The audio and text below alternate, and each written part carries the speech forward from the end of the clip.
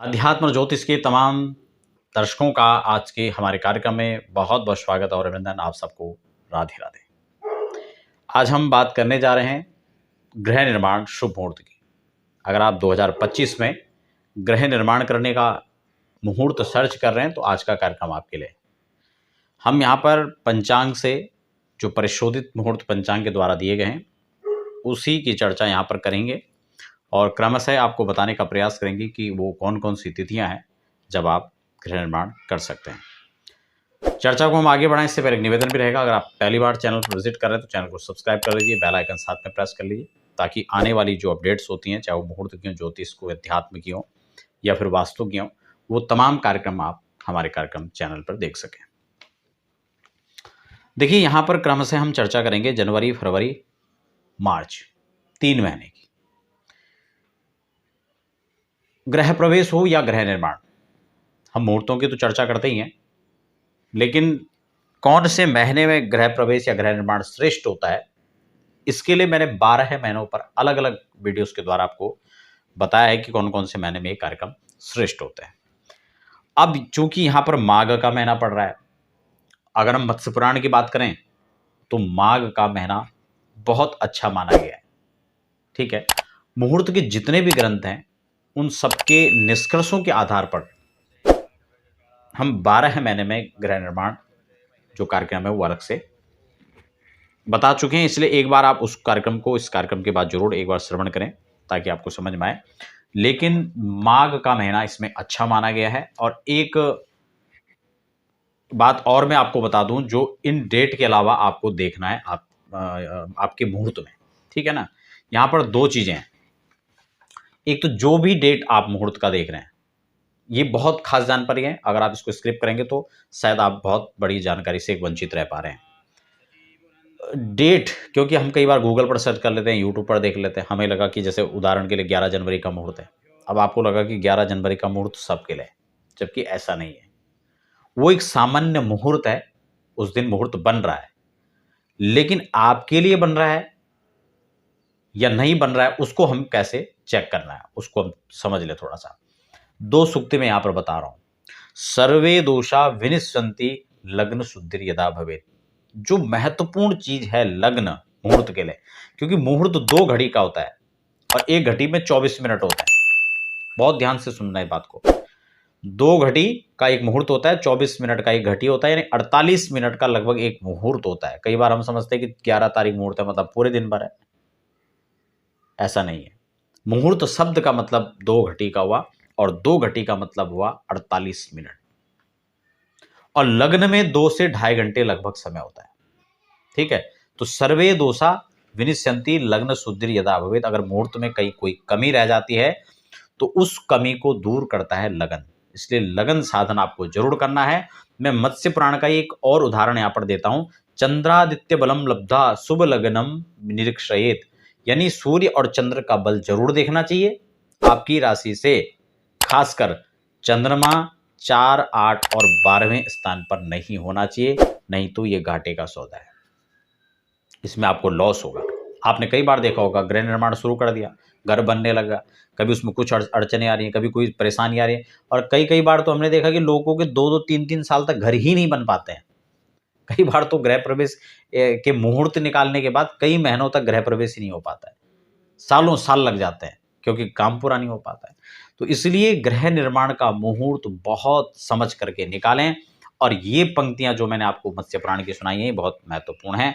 अब हम सीधा डेट वाइज आपको जानकारी देते हैं, अब आप इसको सुन सकते हैं। सबसे पहला मुहूर्त माघ के महीने में जनवरी का है, 15 जनवरी, ठीक है ना।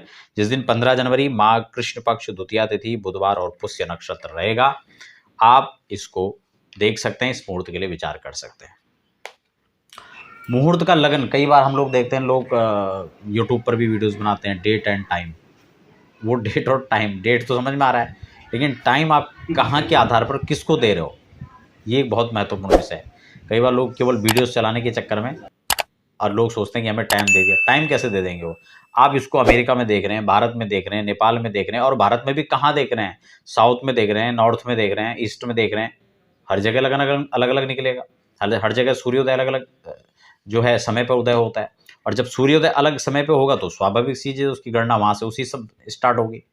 तो आप कहाँ की गणना से कर रहे हैं, ये बहुत विषय जो है महत्वपूर्ण है।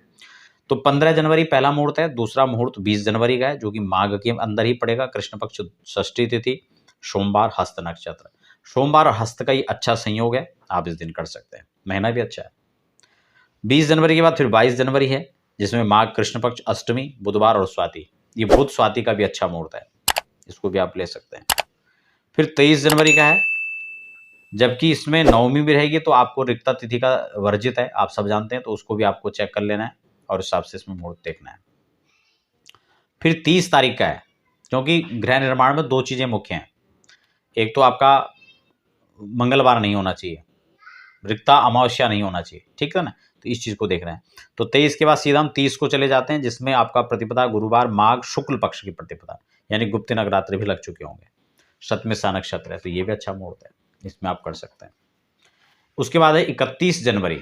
31 जनवरी यानी माघ शुक्ल द्वितीया, शुक्रवार, शतमिसा नक्षत्र, ये बहुत अच्छा संयोग है। एक तो गुप्त नवरात्र चल रहे होंगे, दूसरा माघ का महीना होगा, शुक्ल पक्ष होगा, शुक्रवार होगा और शतमिसा, शुक्र द्वितीया शतमिसा, ये अच्छा संयोग है, आप इस दिन भी कर सकते हैं। फिर फरवरी में चले जाते हैं। फरवरी के प्रारंभिक में यहाँ पे मुहूर्त नहीं दिया हुआ है, लेकिन इसका मतलब ये भी नहीं कि मुहूर्त होगा ही नहीं। कई बार हमें तत्काल स्थितियों में, परिस्थितियों में मुहूर्त करने पड़ते हैं, तो उसके लिए पंचांग से हमें सारी चीज़ों को कैलकुलेट करके और फिर हम एक मुहूर्त निकाल सकते हैं, वो भी अपनी राशि के अकॉर्डिंग, ठीक है ना। तो इसमें 19 फरवरी का सीधा मुहूर्त दिया हुआ है, यानी आधे फरवरी के बाद। तो इसमें फाल्गुन का महीना स्टार्ट हो जाएगा, फाल्गुन का महीना अच्छा है, ठीक है ना। तो फाल्गुन कृष्ण षष्ठी, बुधवार, स्वाति नक्षत्र, अच्छा मुहूर्त है, आप इसको ले सकते हैं। फिर 20 फरवरी का है, फाल्गुन कृष्ण सप्तमी, गुरुवार, आप इस मुहूर्त को भी ले सकते हैं। फिर जो है 24 फरवरी का आ जाएगा। 24 फरवरी को यहाँ पर फाल्गुन कृष्ण पक्ष एकादशी, सोमवार और उत्तराषाढ़ा। अब ये देखिए, ये कितना अच्छा संयोग है, इसमें एकादशी सोमवार तो पड़ ही रहा है, उत्तराषाढ़ा का संयोग पड़ रहा है साथ साथ में, तो ये बहुत अच्छा, और मार्ग तो महीना तो फाल्गुन का ही बहुत अच्छा। तो 24 फरवरी हो गया, ठीक है ना। उसके बाद मार्च में चले जाते हैं, तो मार्च में थोड़ा कम यहाँ पर मुहूर्त हैं। सबसे पहला मुहूर्त 1 मार्च को होगा, महीना आपका फाल्गुन ही रहेगा, उसमें शुक्ल पक्ष होगा, द्वितीय है, शनिवार और उत्तरा भाद्रपद का ये संयोग है, इसमें भी आप कर सकते हैं। मार्च के अंदर दूसरा मुहूर्त है 6 मार्च को, जिसमें फाल्गुन शुक्ल सप्तमी, गुरुवार, मृगशिरा नक्षत्र रहेगा, इसमें भी आप कर सकते हैं। 7 मार्च को फाल्गुन शुक्ल अष्टमी, शुक्रवार, मृगशिरा नक्षत्र के अंदर आप इसको कर सकते हैं, ये अच्छा संयोग है। और तीसरा मुहूर्त है, चौथा मुहूर्त है 10 मार्च, यानी फाल्गुन शुक्ल एकादशी, सोमवार और पुष्य नक्षत्र। तो ये मुहूर्त जो है गृह निर्माण के लिए हैं। अगर आप 2025 के अंदर अगर आप घर बना रहे हैं, घर बनाने के लिए मुहूर्त सर्च कर रहे हैं, तो इन मुहूर्तों पर आप विचार कर सकते हैं, ये पंचांग से परिशोधित हैं। इसके अतिरिक्त भी जैसा मैं आपको बता रहा हूँ मुहूर्त बन सकते हैं, वो पंचांग में आपको देखना होगा कि कौन कौन सी स्थितियाँ उसके लिए पड़ रही हैं।